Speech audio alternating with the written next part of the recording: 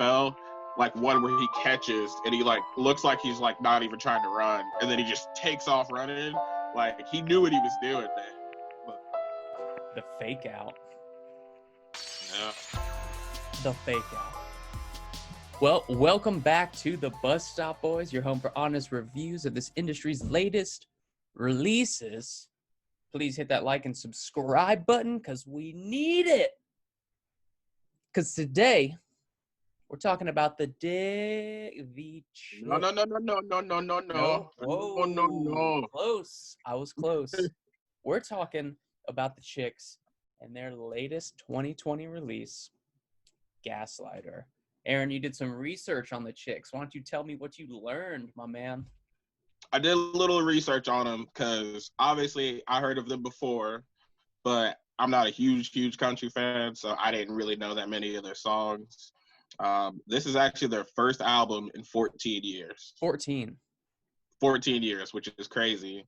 And, you know, due to everything going on this year, like 2020, and the social justice movement that's going on right now, they received a little bit of pressure to change their name from the Dixie Chicks to the Chicks, which I think was a good move. You know what I mean? Just making everybody happy, stay PC. I mean, that's what you kind of have to do nowadays. What do you think?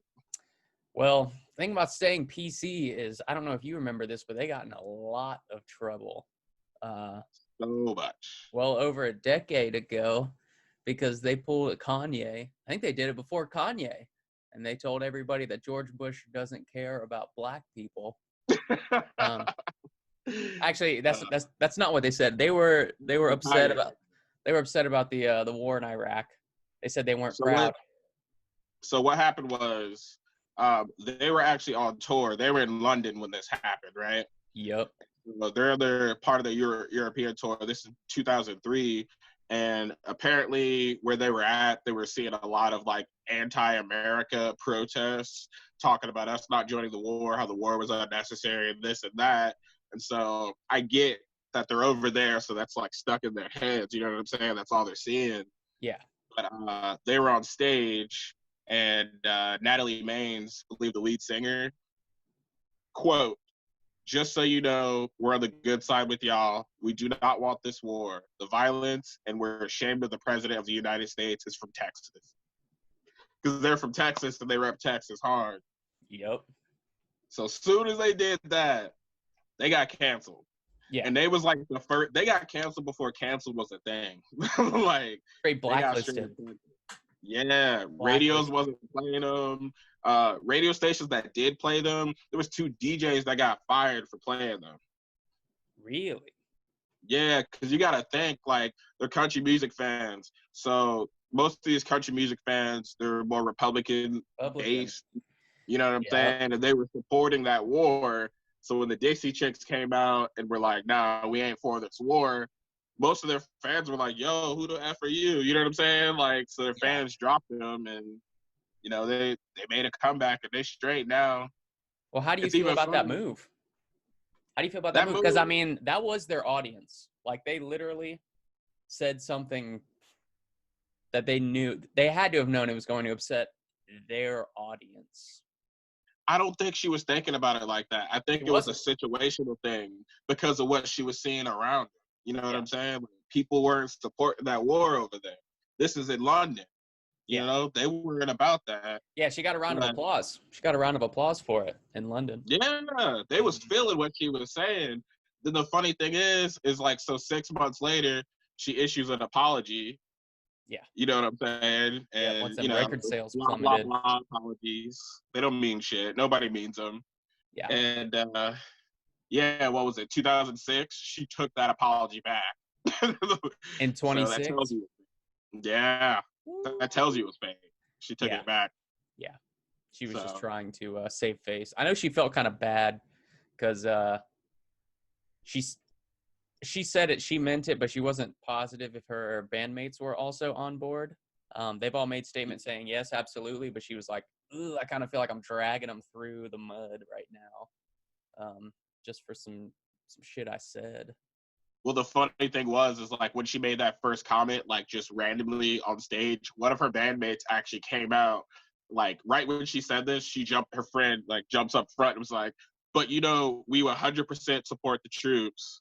Yeah. Like jumps in and says that. Yeah. So it was like she was trying to save it real quick, but that wasn't really reported that heavy. They tried to ignore that. Like that's a media thing though, For sure, for sure. Yeah, man, they were straight blacklisted for a little while, but now they are back after 14 years. And we back. And we back. And we back. Love that. I do too. No, it's not Gaslighter. It's dope. I liked it, huh? You liked it. I liked it. I really liked it. And you know what? I was mad surprised that I liked it. Because, like, I never really listened to them in the past, so I didn't realize the vocals. Oh yeah. My goodness. That's what they got, man. Yep, all of them do. Yeah. So what did you think? Did you like it? I did like it. Immediately, before I even listened, and I just saw the word Gaslighter big and proud on the front, I noticed that I knew somebody fucked up. Somebody fucked up bad. Like, throughout the whole album, it's almost just like a breakup album, She's talking about, I guess this happened because she mentioned it several times, but she found somebody else's tights. The boat? Her boat? Yeah. She brings that up a couple of times. Like, damn, man. He had the side chick on the boat. My man was getting nuts on the boat, on her boat. It's crazy. Wow. Damn. Yeah, it's crazy. It's a little poppier, this album, for sure. And that's the thing. I don't know if I would necessarily call this country. Yeah, it's like a hybrid. It almost seems more that her voice is more country than the music is. Yeah, I mean, they got people to produce this thing that produced Taylor Swift, and not country Taylor Swift. I'm talking pop Taylor Swift. Like, country Taylor Swift's been dead for years, though. She's gone. Yeah. She is gone. They were huge in the 90s. They got this pop thing going for them. What are some songs of note? Oh, okay. So songs for note. Just the self-titled one, Gaslighter, the album title one. Great vocals in the beginning. Yeah. That was a good start. Sleep at Night was a good one. My very, very favorite was probably Tights on My Boat or March March. Yeah, March March. Yeah. I couldn't understand. That was a very fitting for today's song, March March. Absolutely. I couldn't understand what they were talking about, like print your weapon. Do you remember that? It was like in the verse 1, it sounded like they were talking about teachers and guns, but I couldn't quite understand like where she was standing with it. I don't recall that part. I'll have to go back and check that out. But all good. I really liked For Her. For Her was dope. It was cool, just talking to your young, like, if you can't do it for yourself, do it for the younger version of yourself. Thought that was a powerful statement. And we have a theme here with girl dads, or girl moms in this case. We got Juliana Calm Down. Yeah. Very younger generation. So what are you going to give this album overall? Honestly, man, I'm gonna go so far as to say like 8. It's good. 8. Wow. Yeah. Okay. All right. I think that this is going to be a breakup record for a long time. I hope so, at least. I'm going to give it a 6. We're looking at That's it?